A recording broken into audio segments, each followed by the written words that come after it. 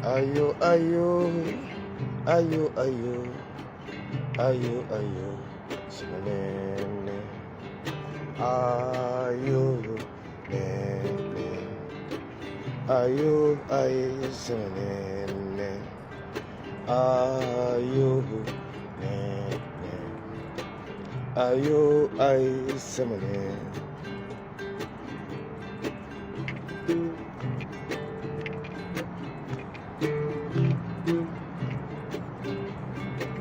Nene tuti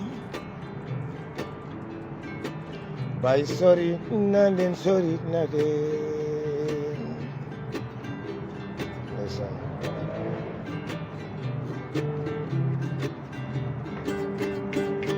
nene tuti ndeysaan basuma mbare duma ko mun yeggale ça c'est les nene tuti bay sori na. Oui, toujours présent. Passe mon mbare, merci beaucoup. Merci beaucoup les patriotes d'avoir compris ce que c'est que la lutte, comment on lutte, comment on doit lutter, par où on doit lutter, avec qui on doit lutter. Ça, c'était très important. L'histoire nous a donné raison et c'est automatique. L'histoire nous a donné raison. Sonko a arrêté la grève de la faim, non? C'est normal, on passe. Sanou Diallo, big up. Sonko a arrêté la grève de la faim. C'est normal, on passe. Ça, c'est très logique. Avant-hier, je vous ai dit que dans 48 heures ou plus tard, s'ils n'arrêtent pas, où ils vont le faire comme légumes. Mais si quelqu'un dit qu'il y a un marabout qui a sauvé Ousmane Sonko, tu mens. Ta mère ment. Ton père ment. Ce que me disent le grand malien, ta papa aussi ment. Il n'y a pas de marabout. Macky Sall devait être en France quand? Où était Aïssata Tall Sall en début de semaine? Le dimanche passé, lundi, mardi. Où était Aïssata Tall Sall? Où était Abdoulaye Diouf Sarr? Où était? Pourquoi Macky est parti à Touba et n'est pas venu? Celui qui va sortir de sa bouche qu'il y a un marabout qui a libéré Sonko parce que Sonko a mangé des dates. Faux. Je rétorque, faux. Archi faux.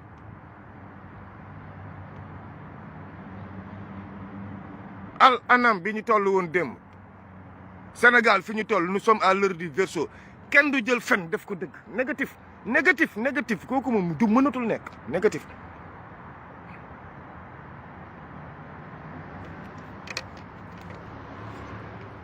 Combat bi day jël beneen envergure dinañ leen ne Sonko a négocié de Sonko a négocié de Sonko a négocié de faux bu Sonko doon négocier génn bu yàgg bu ko sëriñ si doon génne Sonko génn bu yàgg te dégg ngeen wax yi ñuy wax Touba donc c'est pas les sëriñ les marabouts là qui vont faire quitter Ousmane Sonko l'hôpital non. Il faut qu'on soit correct nous tous et être carré dans ce qu'on dit et ce qu'on fait. Al anam yàlla ne leen yéen moom dëgg Moussa Fall dem toog bandi lu ñu ñëpp nangu ko sëriñ si dégg lu ne def nañ fa 45 milliards kilifa gi war dem avant le 24 février nañ demaat am na yenn débat boo ci waxee moment bi kenn du comprendre fi ngay waxee tant que gàmmu Tiwaawoon paasul Macky Sall toog Marème Faye Sall toog xalif bi toog duma leen mën a wax ban kilifa mooy dem kon on passe loolu nekkagul débat bi moment bi bokkul sax ci débat bi ay geste nag nit loolu tam ku nekk ak say geste ça les intéresse eux ku nekk ak ni nga ko xalaatee ça t'intéresse foofu la ndax ci combat lañ nekk bu rectifier geste kenn bu justifier geste kenn lu dul boo xam ne dafa touché koo xam yaaya jàmbur la sans logique. Sonko arrêté na grève de la faim yéen ñëpp ngeen wax maa ngi gis ñëpp di jubilé mais est-ce que Sonko il a arrêté la grève? Non, arrêté wul de da ko puusam ndëgën ni ko. Sonko il n'a pas arrêté la grève de la faim, non. Sonko boo génnee noppil. Sonko boo génnee da ngay tukki ñu faj la. Sonko boo génnee dootoo waxati ci politique. Sonko boo génnee noppi ñu bàyyi prisonnier politique yëpp génn mais yow sa yoon nekkatul ci candidat. Sonko ne leen maa bañ ndax tëjew leen mu ci yoon amul dara loo leen ma tëjee soyez clair et net tëjew leen ma dara. noppiwu ma kenn du ma tere nekk candidat kenn du ma tere nekk électeur kenn du ko tere voter. Il a été quand même trop correct ne leen kii gagné nag yàllaa ko xam foofu nag Sonko dam la naan déedéet ndax yaay gagné loolu moom soyez clair et net dès maintenant man moom yenn yi moom di tooj naan waaw yow bu la neexee nga dund sa yàlla boobu ñun nga bàyyi ñu dund suñu yàlla par force ñun suñu yàlla par force la c'est clair là-dessus.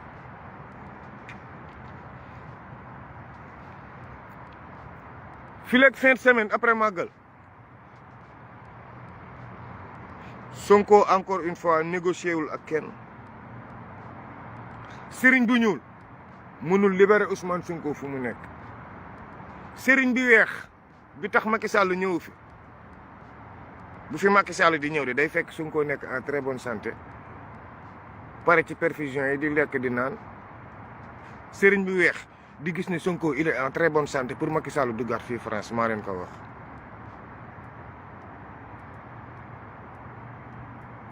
pour ubbi parenthèse bu ndaw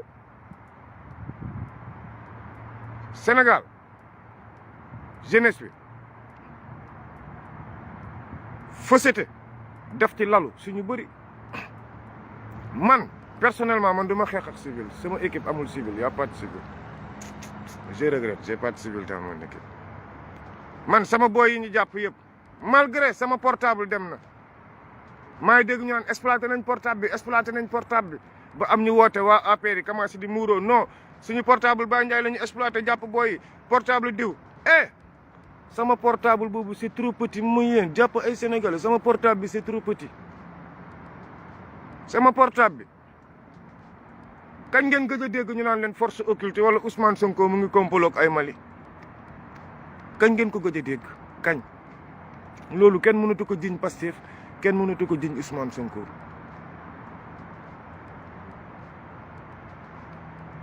Gabon fa ma tegoon ne leen Ali Bongo pare na portable ba. commandant si aywa man de balaa ngeen génn criminel la du criminel man maa ngi nii de nee naa leen yéen dinaa saboté magal gi doo leen ci mun dara. liñ doon jiñ Sonko Assimi Goïta mujjee nañu xam ne dañuy fen. Macky Sall day fen papam day fen yaayam day fen ça c'est logique. lan moo tax armée yéen xamu leen dara lu xew ñu xëy ñoom ñëpp daw yóbbu militaire yëpp Gambie frontière bu jululu feesal fa militaire yeeg gendarme yi ba ñu fees jël yéen ñii di woote portable bàyyi la ñu exploité vous êtes trop petit man sama équipe ba tey maa ngi sama équipe man du ma rax sama équipe civil du ma rax les jeunes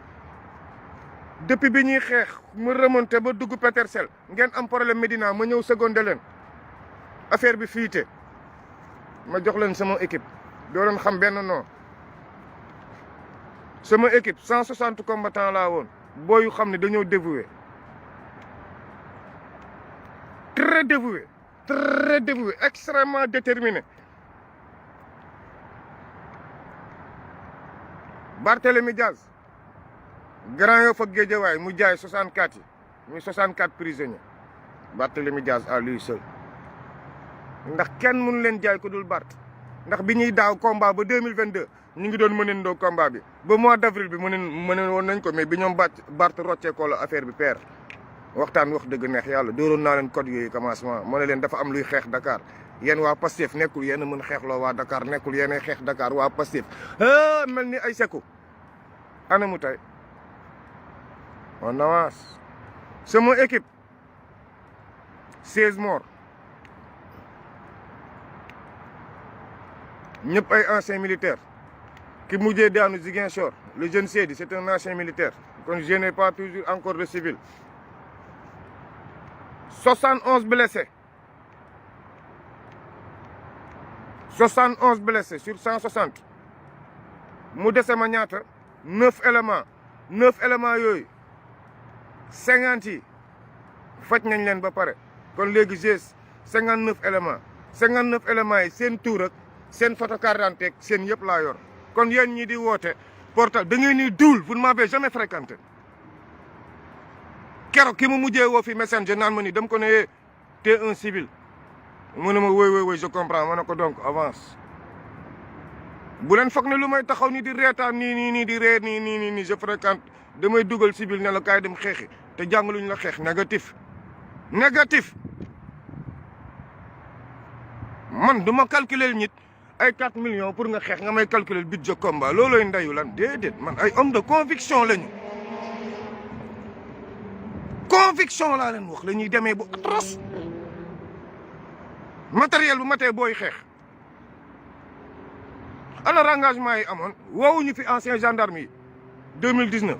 woowuñu gendarme 2020 yi woowuñu militaire yëpp ñaata booy ñoo dem rejoindre man sama équipe kan moo si dem rejoindre waa léegi ñun lan moo ñu wóor ne Ousmane Sonko tey booy ancien militaire yi tey toog di xeex ndax moom demuñu rejoindre rang yi lan moo ñu wóor ne tey bu leen faloo tey booy yi ñoo gën a légal ASP yi xam nga léegi da ngeen di wax dulkatu quartier yëpp ndeke ASP yi jaay booy yëpp imbécile que vous êtes vous permettez de ouvrir vos gueules ñu ne kon naan ma pèlerin civil du ma dugg de loolu soyons en clair xeexloo ma civil bu ñu xeex ñu damm sa maam bul ma woo naan ma bàyyi xeexloo ma benn civil man def naa bët lu may coordonné ñun ku leen woowate ci chaîne ne leen portable bàyyi nii man groupe bu bàyyi laa bokkoon xam nga loo leen koy laaj lan mooy sa code ku joxeetul sama code woote waay yow astafurlah sénégalais dañu tàmm duul gi teg sénégalais dañu tàmm ci fen ci diine ji ñu fen aada ji ñu fen histoire bi ñuy fen ba léegi ci xeex bi sax da ngay non man xeexuma dañ jàpp sama di wut ku lay xeexal waaye xeex leen ndeyam boo leen di xeex te ngeen bàyyi sosalaate bi te duulkat yi ngeen doon civil lii moo tax man nangu ma fréquenté affaire civil je ne badine jamais avec je n'aime pas y a trop d'innocence du sax innocence mais du sax innocence ignorance ak imbécilité sortez battez-vous sortez et battez-vous def leen comme samay booy Touba lan moo tax ñu ne sabotage daf fa am nañ leen wax ñoom fu machine yi nekk aywa na pompe yi génn monsieur le ministre na pompe yi génn opération sàcc lañ leen tegal pour muy clair sàcc nday pompe yi lañ def jëlee ko fa opération tojee lañ leen tegal comme dañoo dagg lu ñu yàq ñu réparé léegi dañuy jël yóbbu ko mu dem sànni ndeyam ci biir àll bi kenn du ko gis aywa milliards yi fi def sëñ Touba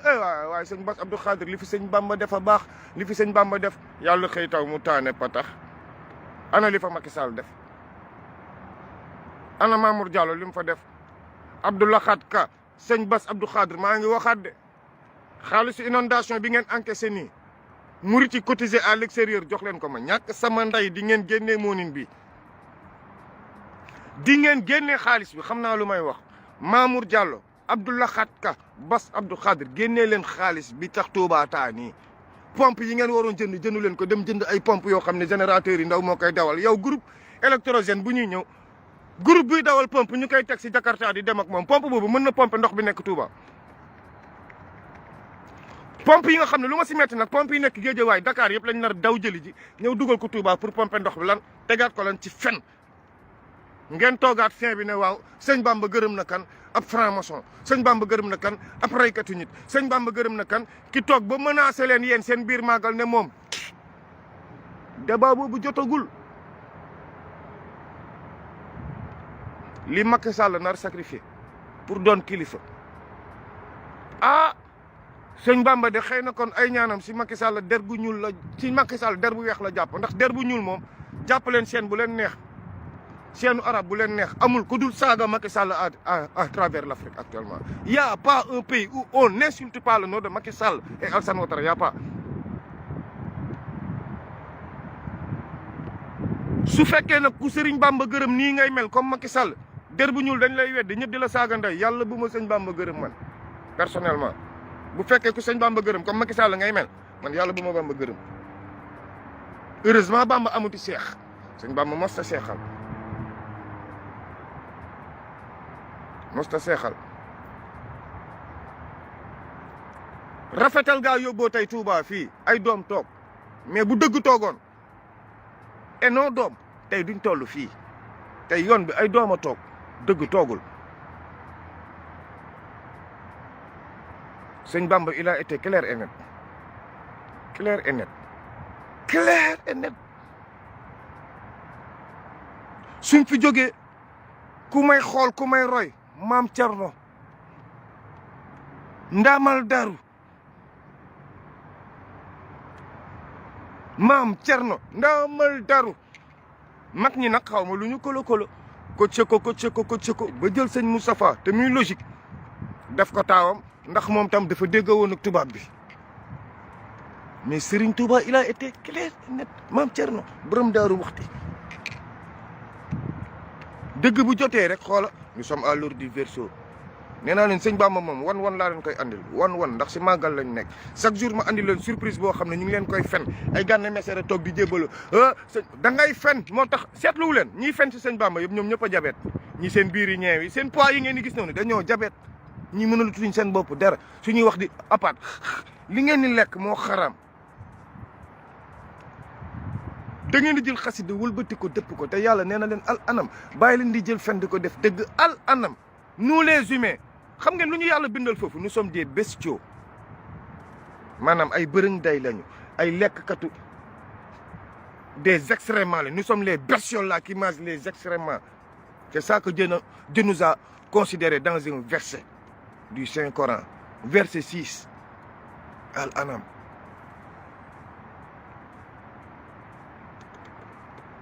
maintenant des bestiaux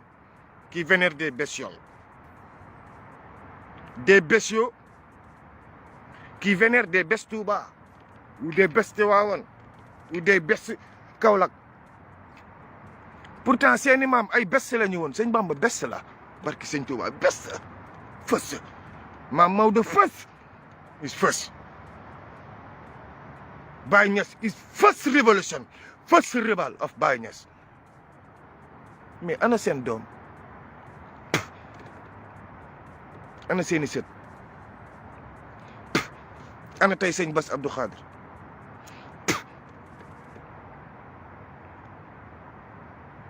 Sonko merci beaucoup yeewi nga maire yëpp manifestation su ma daan ñëw ndeysaan ñëppay fléchir nu mu def mais tey biñ na bàyyi ne grève de la faim bi merci beaucoup si combat lañ nekk day metti ñëppay jël coup mais say coup moor yi ñoo la sonal ak booy bi la doon caméra kilifa saay mu feebar yéen ñëpp ku ci sibiru wax délire ku ci sibiru am lu la metti ku ci feebar ba janaxe am lu la dal les morts gars yi si gil ndi gaale gars yi Sonko am na lu ko metti waaw Sonko mooram yi ndekete daaj na ko booy Sonko mooram yi escanté na ko Sonko mooram yi daaj na ko waaw Sonko nag moor yi jàpp na ko booy sincèrement moor yi jàpp na suñu booy bi ñun tam neexu ba neexul moor yi les morts là ont touché le président waaw Sonko ndekete waaw xam nga lalu hôpital saa mu yóbbu la niveau yoo xam ne waaw da ngay am maarifa dafa am tasawuf ak maarifa du palpable Sonko il a eu le palpable il a compris que Macky a fait trop mal il a compris que ne moment yi xoola béy woy na muus kenn mënatul baal kenn fu mu toll nii barki sëñ Bamba kenn mënatul baal kenn foog ñu dem ba jeex tàkk Sonko bàyyi na grève bi de ajandi ko fii leeg vendredi prochain bu génnul day du gàtt si grève am ndax du signer billahi du signer il ne va jamais signer boo génnee noppil boo génnee Sonko bu génnee bu doon muuma bu demee Ziguinchor une semaine live te ba pare tam bu génnee amul tam droit dem Ziguinchor déedéet day dem Ziguinchor ndax mooy suñu maire. li Macky Sall bëggoon def yëpp damay toj élection dumali non élection yi mënatu ko toj fu may tëjee waxtaanu biir néeg ba tax seen waa ji sàcc bi génn fipp ndax Macky da leen ne nañu fexe teg condition yoo xam ne man damay bokk day dem élection kon jaruñ ñuy wut candidat ana ñi leen ne woon Macky Sall day génnee tuuru candidat bi tey wax leen ma ko tuuru candidat boobu itam de soo moytu du doon candidat buy gudd fan. bu gàmmu Tiwaawan passé kilifa di saa waay kilifa yi kii mooy fekkee premier mi-temps de mais deuxième mi-temps muy 2024 bi.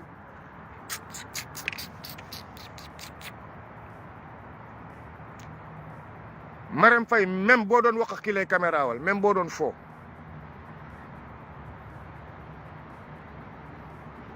Il y a des images qui parlent. Quand les cornes ont parlé, après c'est le sang qui vient. Ah nañ ñaan yàlla du nekk dëgg yàlla bu mu doon dëgg non c'est pas vrai yàlla bu mu doon dëgg sañuñu ko xalaatuñ ko dëggoon tipse ndax moom daa tàmm tipse bopp bi maa ngi dégg nag Sénégal ñu bëri di werante ci ay gars fii ku nekk da nga am ay moment de folie mais Marème ay tipsem la yor de saga màkk la dem sànni xeer ba naan xaaral ma def noonu seytaane ba ree yéen ñëpp crise cardiaque mu ñëw def ko Touba ngeen def ko événement kii dem kër patron bi sànni ay xeer saw fa laabuwul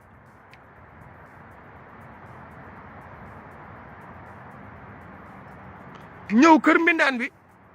kër jànk bi taxaw di foo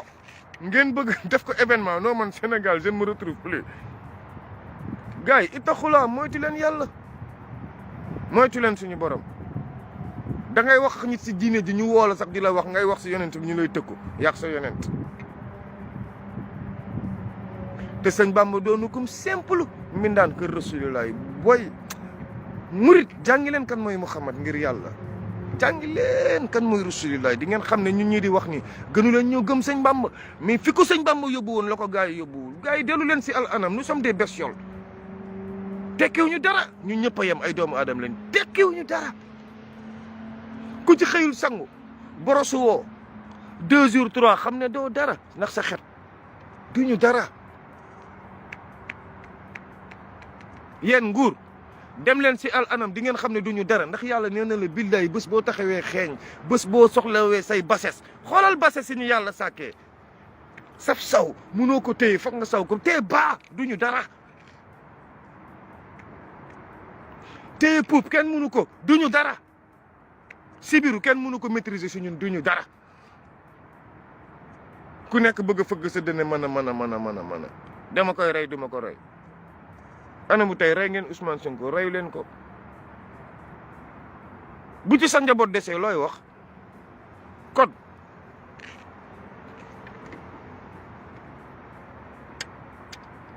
pour close guddi na ci manifestation yëpp laay wax manifestation kaw diaspora Sénégal duma leen nëbb gars yi li ñu leen ne gars yi léegi xeexatuñu dañu commencé di saboter pompe buy génne ndoxu Touba boobu boo ko fa tegee du ñu am kàttanu yëkkati ko ba koy saboter waaw wala déet nawet bi loo sànni dara xam nga du tàkk mieux vaut nga roñ ko yóbbu booy félicitation pneu oto yi waxoon naa leen ko no ñu nekk côté Bambey jëm Diourbel ah daa mel ne affaire bi oto yi gaare si yoon bi daal bëri na alhamdulilah tam man nee naa leen damay jëf soldat la du ma jëf ak civil boo ko jëfoon ak civil xam nañu fi nga jëm bu yàgg mais pompe yi nag moom Moussa Fall comme nee nga yow yaa ñuy dékku ñun ñëpp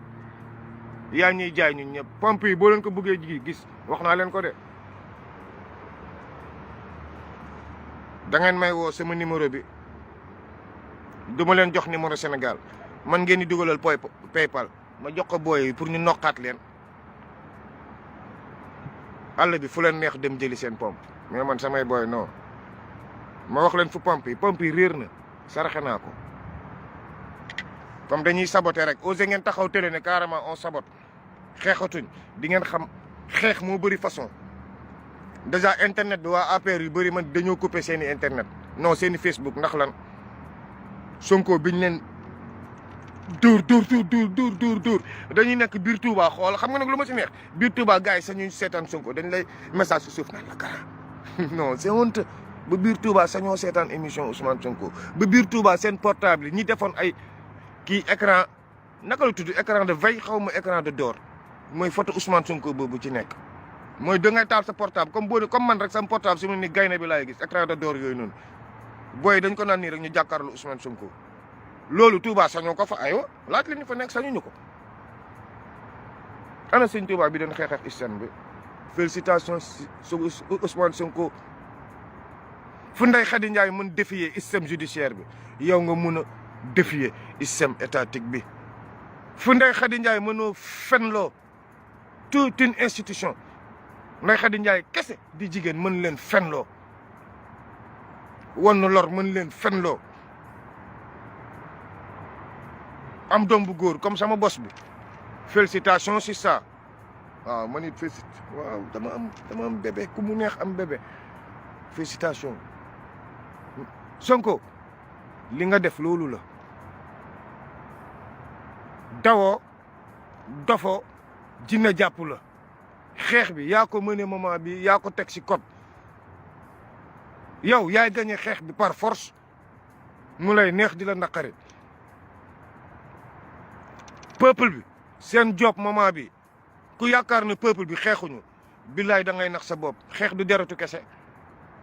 xeex du deratu kese booy xeexal ku la gën a mar deret da ngay naan dëtt ba doo laal deret bi wala nga épuiser ko à travers moralement moment si vous regardez Macky Sall vous savez que moralement il est fini li mu prévoir woon yëpp jàpp nañ Sonko état de siège Moussa Fall président du Sénégal ngeen xañ ko Moussa Fall booy stop au sabotage waxaat naa leen ko de ku dugg Touba moment yi jege sax antenne bal lañ lay dóor nga dee maa ngi waxaat Moussa Fall présidence lañ ko xañ président de la république dafa naroon dóor gars yi état de siège Macky Sall dem yoonam mu dóor ay 12 setam buntu pale tout le monde se tait li mu yor kenn yoru ko Moussa Fall à gauche on va te tuer froidement xam nga nee nga ñun dañuy wax duñu jëf dañuy wax duñu jëf code bi ñun ñëpp xam nañ ko Marème Faye ko déclenché non léegi gars yi yéen ñëpp ngir yàlla rek boo leen ni live Marème Faye ko def ku ko def tam ni tëj la xamal ne Marème Faye moo la ko njëkk a def dinañ ko jëli ñoom ñoo ko féetee xam naa lu may wax dinañ leen ko wax après ban kilifa mooy dóor mais foog gàmmu Tiwaawan passé pour ñu xam fi ñu jëm Basuma Mbare félicitations la diaspora félicitations toute la diaspora sincèrement félicitations tous les patriotes muñ ngeen ba sonn billaay sonnoon nañu wante félicitations à tout le monde d'avoir résisté maintenant nag au bout de l'effort c'est là que l'effort commence c'est actuellement que l'effort doit commencer parce que c'est actuellement le début du grand combat le début du changement d'un système et de mettre un système patriotique et nationaliste. France dafa am carte de séjour Allemagne am carte de séjour Belgique am carte de séjour Hollande am carte de séjour Italie am carte de séjour Espagne am carte de séjour ñu ne ñoom ñooy ñan Union européenne ku nekk am sa carte d'identité France am carte d'identité ñëpp am carte d'identité ñun ñu ñëw defaral ñu carte d'identité CEDEAO c'est de la foutaise c'est de la foutaise tey foofu laay tëjee ndax fa laay commencé après gis nga foutaise yi ñuy timé fii maa ngi koy lire léegi je commence à trop comprendre c'est de la foutaise carte d'identité CEDEAO c'est de la foutaise totale. Assimi Goïta fais tes propres cartes d'identité nationale malienne pour les Maliens par les Maliens d'abord après les cartes de séjour seront décernées aux autres mais carte CEDEAO c'est de la foutaise ngeen baal ma nag dama xam lu bëri ci lu may wax Union africaine ndekete du foofu c'est de la foutaise xam naa lu may wax c'est de la foutaise parce que Europe fii Union européenne ñoom ñëpp ñoo yore seen carte d'identité bopp bëgg ñëw ñun ñu jox ñu benn carte d'identité ñëpp circuler c'est de la foutaise bés bu lii amee président fii lay jaar dootul ñàkk élection ba abadan carte d'identité CEDEAO boo leen xamoon ban danger si nekk ndekete bu ko Mali amoon nii Macky Sall mën na dem foofu voteloo ay carte d'identité CEDEAO gars yi carte d'identité CEDEAO xamu leen danger bi si nekk mën nga ko defarale ay Maliens mais nga defarale leen ko Sénégal def ci seen yëpp il suffit que waa Mali jox la seen fichier wala il suffit que benn Côte d'Ivoire jox la fichier nga remplir ko yokk ko sa fichier carte d'identité CEDEAO c'est de la foutaise même vote électronique carte d'identité CEDEAO dafay fausser vote électronique maa leen wax lii tey c'est de la foutaise chacun sa carte d'identité après on se retrouve vers la communauté économique vers une communauté monétaire africaine oui mais pour le nationalisme moom pour les cultures non là moom chacun reste nationaliste chez lui les Français sont les plus grands nationalistes du monde basuma mbare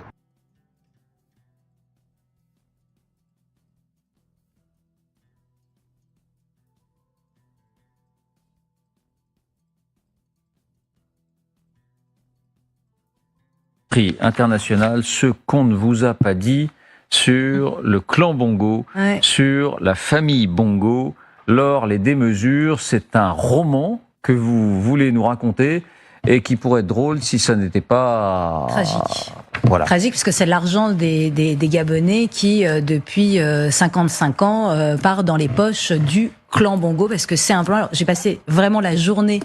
dans l'arbre généalogique, c'est